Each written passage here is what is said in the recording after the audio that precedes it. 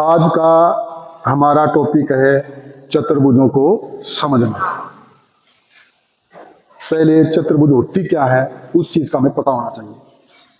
चार भुजाओं से घिरी आकृति त्रिभुज होती है, या कह सकते हैं हम चार रेखा खंडों से बनी बंद आकृति चतुर्भुज कहलाती है। अब चतुर्भुज के प्रकार हैं।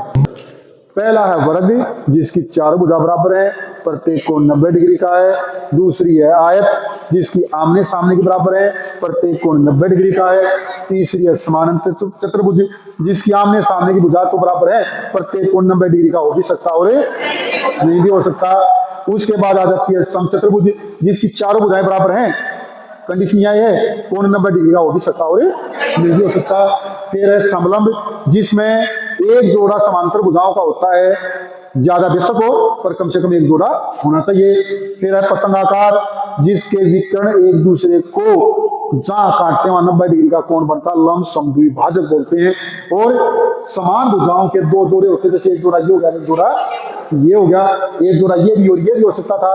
लास्ट में है विषमबाहु त्रिभुज, जिसकी कोई भी भुजा समान नहीं होती। समझ में आया? अब एक चीज है, वर्ग और समचतुर्भुज में एक समानता है, चारों भुजाएं बराबर हैं। फर्क कहां है? समचतुर्भुज की कंडीशन क्या है? चारों भुजा समान होनी चाहिए, परंतु वर्ग में दो कंडीशन है, चारों भुजा समान के साथ साथ 90 डिग्री का कोण भी होना। आयत आमने सामने की भुजा समान है, समानांतर में भी आमने सामने की भुजा समान है, परंतु आयत की कंडीशन है प्रत्येक कोण 90 डिग्री का। समलंब एक ही कंडीशन है, समांतर भुजाओं का कम से कम एक जोड़ा होना चाहिए। समांतर भुजा यहां भी है, यहां भी है, यहां भी है, यहां भी है, ये समलंब है,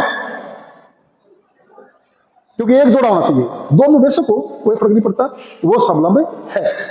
पतंगाकार, पतंग के आकार क्यों चाहिए, परंतु विकर्ण लंब समद्विभाजित करते हैं और समान भुजाओं के जोड़े होने चाहिए, एक जोड़ा ये, एक जोड़ा ये।